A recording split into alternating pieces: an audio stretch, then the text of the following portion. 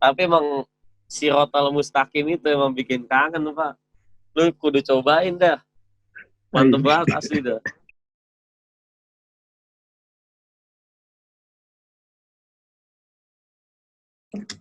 Halo semuanya, selamat malam, selamat siang, sore, malam.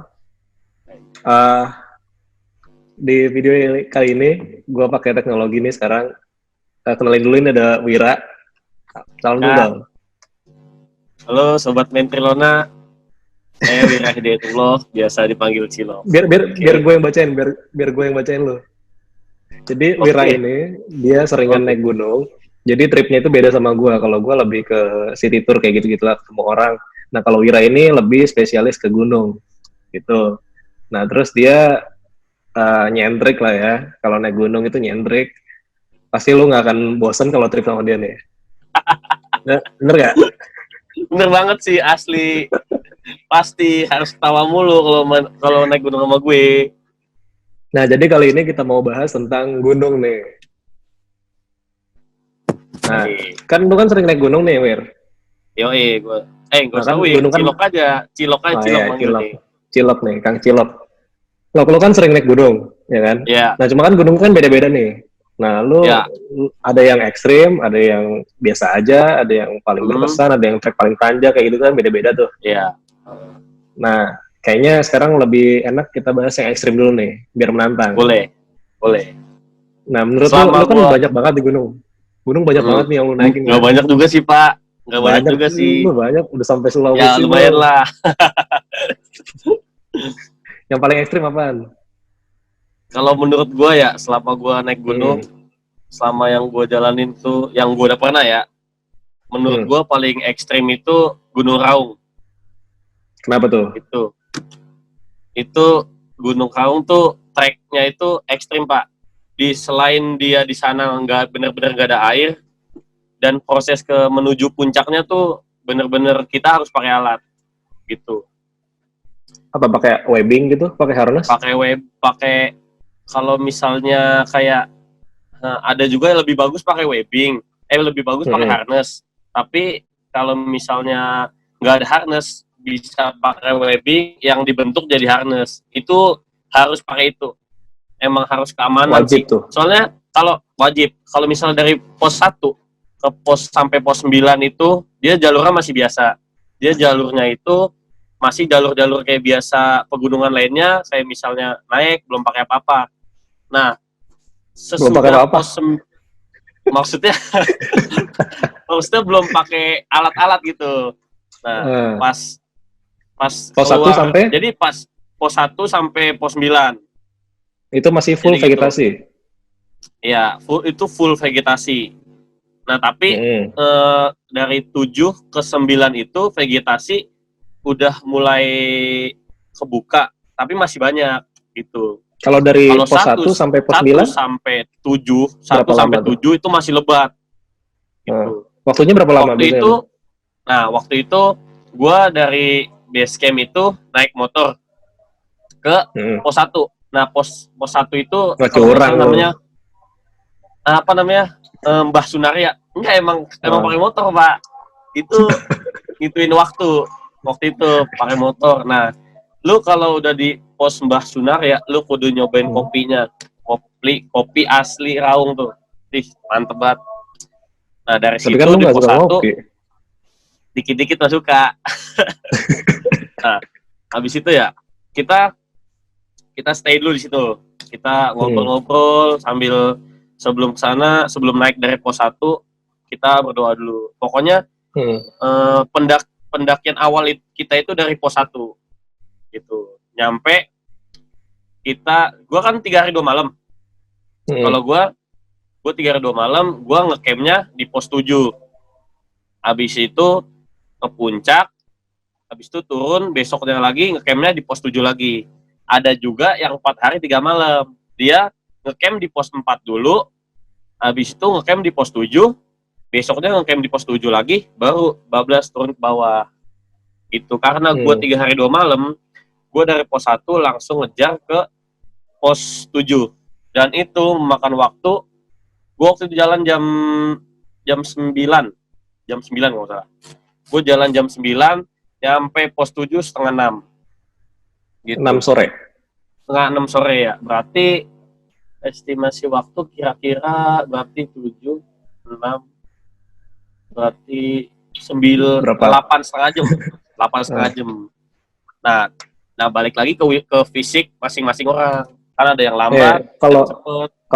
kalau yang belum tahu Wira nih ya, Wira itu kalau naik gunung gaspol. Ih, kagak lah. Enggak dia Gua fisiknya kuat pelari. banget sumpah. Enggak dia fisiknya kuat. Ya gitu. Tapi sih Raung itu termasuk gunung yang sepi, Pak.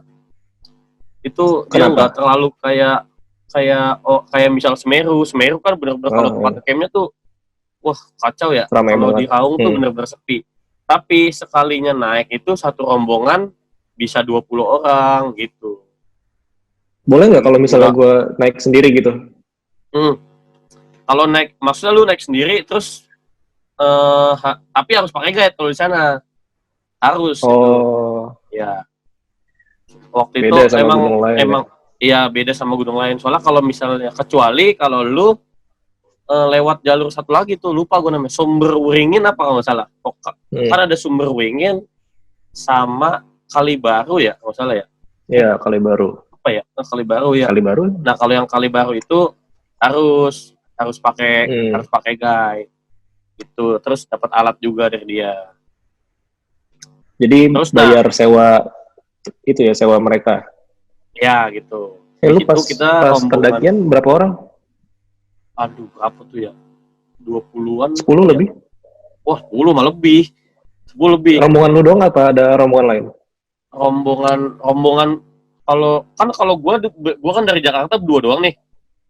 Sama Pito. Gua berdua doang nih. Ketemu orang di sana. Nampo ini gua kan ketemu orang di stasiun ada 3 orang. Nah, dia 3 itu dari Jakarta. Salah satu Nampo. Gua, Pito, yang 3 ini satu lagi Empo dan Danang sama Bang Ardi. Itu. Jadi gue bareng lah tuh satu tenda yang kecuali Empo sebelah tenda gue. Kayak gitu. Tapi kalau misalnya digabungin itu ada 20 sih kalau nggak salah 20 orang sih. 20 banyak orang. Ya? Lumayan sih. Nah, itu yang gue kan setengah 6. Ada juga Pak yang nyampe tuh jam 5 lewat dikit. Ada banyakan guide-guide itu dia bawa orang itu nyampe di puncak jam 9-an lah, jam 8-9-an lah. Dan gua, lu tau nggak jam berapa gua? Jam 12 kurang di atas puncak no. Dengan benar-benar panasnya tuh, matahari udah di atas tuh. Kacau sih itu. Itu summit kesiangan. Kita naik, udah tuh kan udah bawa helm juga tuh, helm kan harus tuh. Yang helm harus dari webbing, terus karabiner segala macamnya udah kita pakai. Belum dipakai. Dipakainya itu di pos 9. Kan pos 9 itu batas vegetasi. Kita dari pos 7 sampai pos 9 kita jalan dulu, tapi udah bawa alat-alat kita. Alat-alat yang diri kita kan satu orang udah dikasih satu. Itu helm, harness dari webbing, karabiner, sama apa lagi ya? Udah itu doang kayaknya. Udah, habis itu kita bawa alatnya, jalan tuh ke pos 9. Nah, nyampe pos 9, baru kita masang harness, ngencengin harness. Itu kan harness dari webbing tuh kita kan ya. Terus sama dimasukin karabiner, sama kita pakai helm pelindung buat tebing tuh. Udah, kita jalan kan. Udah tuh kita jalan, itu bener-bener terus keluar dari pos 9 Pak, wah lu pemandangan bukan main sih itu. Pertama kita ketemu dulu namanya Puncak Bendera. Nah Puncak Bendera itu kayak kan di Rawa ada 4 puncak. Satu Puncak Bendera, Puncak 17, Puncak Tusuk Gigi, sama Puncak Sejati. Yang paling tinggi itu Puncak Sejatinya. Gitu. Jadi kita ngelewatin Puncak Bendera, nah itu turun. Habis itu, dan di Raung itu setelah mau ke puncak itu ada beberapa titik ekstrim. Nah, gue lupa. Jembatan Siratul Mustaqim tuh? itu nggak termasuk titik ekstrim, Pak. Titik Itu enggak. ekstrim itu yang Tapi gue kita naik, liat serem banget loh. iya emang serem, tapi itu nggak termasuk titik ekstrim. Yang masuk ke titik ekstrim itu yang ketika kita pakai ini yang apa, harness Webbing, kita tuh berguna, harness. itu pakai tali, itu termasuk titik ekstrim. Nah, gue tuh Kalau nemuin titik resikonya ekstrim. gimana? Kalau Kalau misalnya apa? lu loss gitu, Ya jatuh, Pak. Karena ada yang gue takutin itu titik ekstrim berapa ya. Jadi gue lupa titik ekstrim berapa. Tapi ini tebing gini. Kita naik. Jadi kita dari sini belok nih. Sini ke atas kan. Di bawahnya ini itu benar-benar jurang, Pak. Lu kalau misalnya tali lu lepas atau apa, lu jatuhnya ke jurang. Itu benar-benar sih tuh titik ekstrim yang gue aduh, takutin tuh di Raung tuh. Lupa gue titik ekstrim 1 apa 2 apa berapa tuh. Itu. Kalau yang Sirotol Mustaqim itu emang kanan kiri jurang sih. Lu kalau misalnya goyang dikit tuh nggak fokus dikit, layang-layang lu jatuh ke bawah. Tinggi banget, aduh, ngeri. kacau. Anginnya Kacau kenceng sih, nggak? tapi emang apa? Anginnya Anginnya kenceng Pak nggak? dari kanan kiri.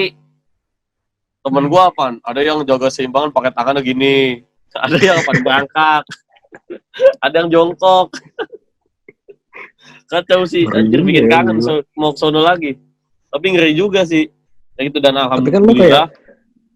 lu Apa? kayak menantang maut anjir. Iya, asli. Nah, awalnya gue juga waktu itu kagak boleh, Pak, sama bokap gue ke sana.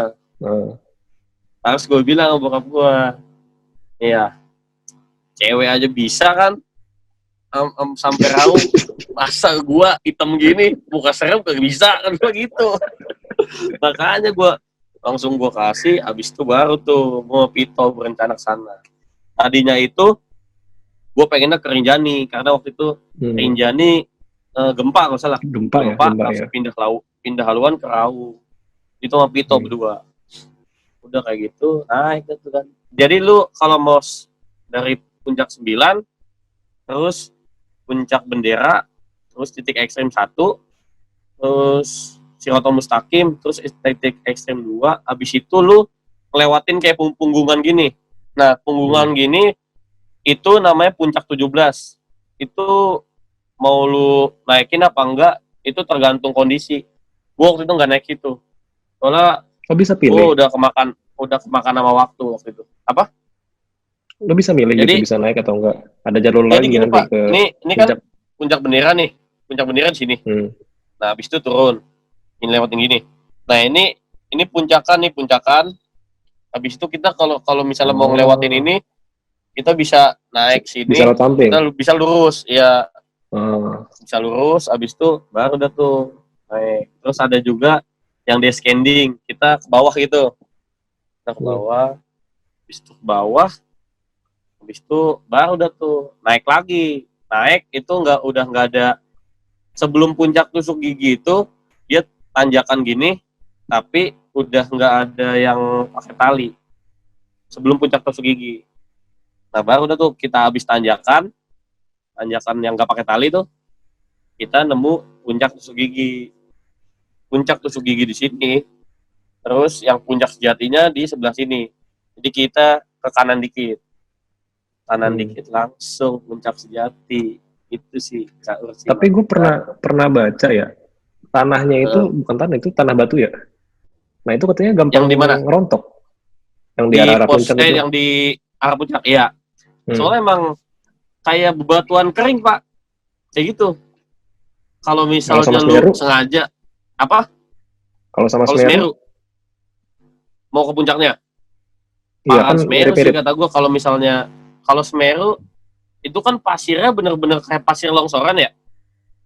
Kalau Semeru, kalau ini tuh nggak begitu, nggak seperti Semeru. Jadi kayak nggak begitu kayak longsoran, Pak. Kayak masih ada batu-batu gedenya yang tertanam. Jadi bisa buat pijakan kita gitu. Oh. Kalau di Raung. Nah Tapi terus emang baliknya gimana lo? mantap sih. Baliknya itu kan tuh gue di puncak tuh ya. Itu di puncak gue jam setengah 12 kalau nggak salah ya, apa jam 11 gitu. Pokoknya tuh matahari di atas kepala, bener-bener tuh panas banget. Tapi pemandangannya bukan main. Gue terus ada guide namanya. Itu kan gue udah asik kemarin tuh, namanya Kolot kalau nggak salah. Bang Kolot tuh, nah kan ngasih tau gue, Tok nih gue baru kali ini nih, kata dia gitu, baru kali ini gue nih jam 11 tuh, jam 11 atau jam 12 gitu, jam 11 siang-siang gini di puncak tadi gitu, biasanya mau jam 8 jam 9-an, di sininya Pak sampai ngelopek-ngelopek kan tuh.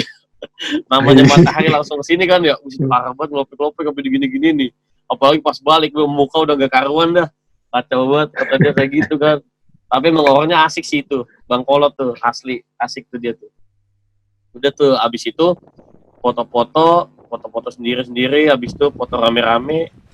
Kata guide-nya kan juga jangan lama-lama, soalnya kan makin sore angin makin kencang. Terus udah gitu arah angin kan berubah tuh. Udah kira kita cabut itu kita ngelewatin lagi Shiratal Mustaqim lagi, ngelewatin lagi titik ekstrem lagi. Wah kacau sih itu. Udah tuh kita lewatin kan, pertama kita lewatin Tusuk Gigi, habis itu turun, lewatin titik ekstrem yang tadi lagi kita lewatin, dan lewatin yang apa namanya Shiratal Mustaqim lagi. Tapi emang Shiratal Mustaqim itu emang bikin kangen Pak, lu kudu cobain dah, mantep banget asli dah. Sensasi kanan kirinya tuh ya bener-bener jurang ke bawah gini, kayak ini kita setapak dan sininya tuh jurang. Kacau sih, gue jadi kangen banget mau kesana lagi tuh kan ya. Kalau yang takut ketinggian, gue yakin dia jalan lewat situ pasti jongkok. Kalau yang takut bisa banget jadi. Pasti tiarap itu dia. Soalnya emang kacau sih. Nah abis itu gue ngelewatin semuanya itu ya, itu gue ngerasa kayak wah kacau sih, bener-bener kayak udah paniknya tuh kayak hilang gitu, udah santai lagi tuh setelah nyampe yang pos 9 lagi. Itu nyampe pos 9 jam berapa ya? Jam 3-an kalau salah. Jam 3 apa jam 4-an itu juga udah lumayan sore sih. Udah lumayan sore. Terus sorenya itu sekitar jam 4 atau setengah 5 gue nyampe lagi ke pos 7. Nah, abis itu gue bermalam ada kejadian lagi nggak? Alhamdulillah nggak, aman. Sampai pos 7 kita aman. Udah tuh. Habis itu sorenya kita masak-masak. Udah tuh ngobrolin yang tadi di atas puncak kan tuh gimana. Habis itu baru udah tuh malamnya kita ngobrol-ngobrol lagi sambil masak, main kartu kayak gitu. Besok paginya baru tuh kita turun, kita beres-beres tenda, pokoknya keril udah segala macam diberesin. Habis itu kita turun. Gitu. Nyampe apa? Ya lanjut. Sampai bawah, udah pokoknya dari pos 7 ke base camp lagi tuh, itu udah alhamdulillah nggak ada kejadian lagi. Gitu. Nah tapi dari semua trek di Raung nih, selama dari pos 1 sampai pos 7 tuh ada yang berkesan nggak? Selain yang pos 7 ke 9 kan, 7 ya begitu ekstrim lah ya. Kalau yang sebelum itu gimana? Pos 1 pos 7 nggak jalurnya ngebosenin nggak sih kata gue, biasa aja sih, malah banyak kejadian lucu yang gue alamin di satu apa namanya dari pos 1 sampai pos 7. Salah satunya waktu itu temen gue kan ya, si Pito tuh ya, dia kebelet berak Pak, tapi tanahnya nih ya kagak datar. Akhirnya dia melipir ke kanan, tau nggak? Dia berak, terus sambil pegangan pohon gitu. Berak sambil pegangan pohon, karena kalau nggak pegangan pohon dia jatuh. Gitu. Itu di videoin sama temen gue. Nah itu gue nggak ngerti lagi dia ceboknya gimana. Sini pegang pohon, cebok kan ya. Aduh gue nggak ngerti lagi tuh gimana. Tayamum kan. Makanya kacau banget itu sih. Sama aneh lagi temen gue namanya Danang. Dia kayak orang gimana ya, masa ya orang ya dikasih makan ini apa namanya, kan dibawain beli itu nasi sama telur sambel gitu, kayak telur sambel. Nah, dia kagak suka telur sambel kan, akhirnya kagak dimakan.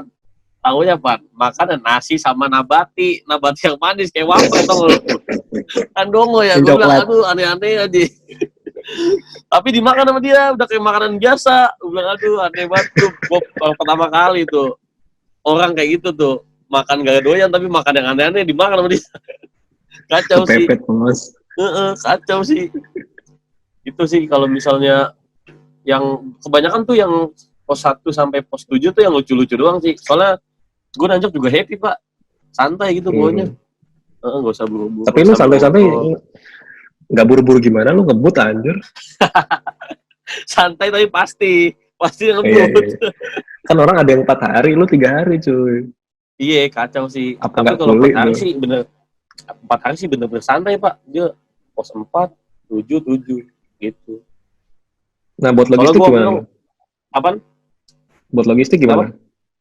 Kalau logistik ini kan bawa kayak nugget. Jadi ada yang bawa nugget, ada yang macam-macam sih. Gue biasanya bawa nugget, sosis yang tinggal goreng tuh, bakso segala macam sama mie. Yang pasti sih nasi harus ada. Sama sop. Nah itu jadi, kan lo bilang gak ada air tuh. Terus lo bawa air berapa banyak? Satu orang? Bawa air 1 orang 4 ini. Apa sih namanya? Botol. 4 botol yang aqua gede. Nah itu harus wajib. Ya, soalnya kalau misalnya nggak bawa itu kata gue sih kurangan pak. Itu soalnya emang dari pos 1 ke pos puncak itu benar-benar gak ada air. Udah gitu apa tuh panas banget. Itu gue dari pos 1 ke pos 7 aja bener-bener berasa banget pak kekuras tenaganya dan pengen minum mulu. Tapi tuh sekuatnya harus kita tahan soalnya kita kan baru naik ke atas. Kalau misalnya baru naik ke atas udah habis kan bingung kan. Itu benar-benar diinin juga sih, harus dikondisiin kalau minum. Jangan terlalu banyak, yang penting basahin tenggorokan aja. Kayak gitu sih menurut gua. Nah terus tapi Raung, kalau lu kasih penilaian 1 sampai 10 tingkat ekstrimnya apanya berapa? Nih? Ekstrimnya? Ekstrimnya kata gue sih ya 8,5 lah. 8,5 lah. Belum ekstrim banget. Belum banget sih. Dibanding kalau bagusnya? Wijaya. Apa? Kalau bagusnya? Bagusnya di puncak. Di mana lah, di tracknya atau gimana? 9 lah. 9. Kacau sih. Soalnya apa? Rekomen berarti ya? 9 sampai 9,5 lah. Soalnya apa Pak? Itu gue pas di puncak dapatnya bagus, nggak dapat kabut. Asli, benar-benar dapat lautan awan gue Pak. Itu mantep banget kan. Itu 17 Agustus. Gue di atas puncak tuh. 17 apa 18 ya lupa gue. Pokoknya Agustus. Itu di atas puncak tuh. Nah terus ini kan Raung kan bukan sembarangan gunung ya. Beda lah gunungnya kan. Nggak kayak gunung-gunung yang biasa-biasa nih. Nah kalau misalnya orang mau kesini kayak gue nih, gue kan nggak pengalaman naik gunung banyak, ya kan. Paling beberapa kali aja kan naik gunung sama lu. Nah, kalau orang mau, heran gue. Udah bukan zamannya lagi gue naik gunung. Kalau orang mau naik gunung Raung, apa yang harus disiapin? Ya pengalaman lu lah. Ya kalau misalnya yang disiapin sih ya, kata gue sih fisik sama mental Pak. Yang penting banget nih mental lu dah. Lu berani gak ya?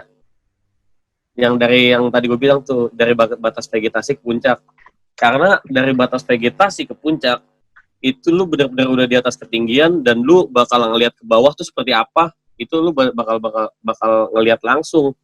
Di bawah tingginya tuh kayak gimana, di atas tuh tingginya kayak gimana. Kalau ngelihat ke bawah, itu benar-benar mental lu tuh benar-benar diuji Pak. Kayak gitu. Kalau fisik sih. Kalau pakai webbing gitu? Kalau pakai webbing, kan? Iya, tapi kan kalau misalnya webbing tuh dibikinin nih, diajarin sama guide-nya, diajarin. Habis itu udah jadi, baru udah tuh dikasih karabiner. Nanti kita tuh diajarin dulu, diajarin cara ngelewatin di titik ekstrimnya, gitu. Nggak mungkin dia disuruh masang sendiri, terus nggak dikasih tahu penjelasan, nggak mungkin. Itu namanya mencelakakan orang itu Pak, bahaya. Iya. Gitu. Berarti yang paling penting cuma itu 2 tuh, fisik dan mental. Kata sih mental fisik sih itu bener-bener kacau sih. Sama niat kalau sih. Kalau lu udah mental banget. Kalau nggak niat mah nggak bakal bisa sana. Salah satu lagi duit. Yoi, duit harus ada. Duit mah kudu itu. Ya udah, gue closing lah tentang Raung. Begitulah cerita tentang Raung dan keseruannya Cilok di sana. Jadi yang mau ke Raung jangan anggap sepele nih ya. Raung tuh beda sama gunung yang lain yang bisa sehari 2 hari selesai, terus lu santai-santai bawa depek ya enggak. Nah kalau Raung ini beda, nggak bisa bawa depek, lu harus bawa botol 4 biji isi full, Harus sih. terus bawa perlengkapan Biar lainnya, aman. bawa webbing, bawa helm segala macem. Kalau Ribet. helm sama webbing, ini masih nggak sih? Masih. Ya udah. Gue masih boleh ngomong nggak sih? Ngomong aja ngomong. Nggak usah ya. Oh, nih. Kalau misalnya webbing sama lu kalau misalnya punya webbing atau punya harness sendiri, terus lu punya karabiner, terus punya apa namanya helm tuh, Helm. punya helm sendiri, itu lu boleh bawa ke sana. Tapi kalau misalnya emang lu nggak maunya dari sana, itu bisa juga, dia juga nyediain. Gitu. Oke, mantap. Thank you, Cilok. Gitu, sobat. Semoga bermanfaat cerita-ceritanya, Bos. Iya, Kita bahas gunung yang lain nanti ya. Kita bahas gunung-gunung yang lain. Ya, oke. Lu kan pakar gunung di Menteri kan? Argopuro boleh? Argo kali. Argopuro, spoiler dikit. Argopuro itu gunung paling panjang treknya. Iya. Se-Indonesia apa se-Jawa? Jawa, mantap. Sun, jadi kita bahas tentang itu. Jadi nanti aja dibahas ya.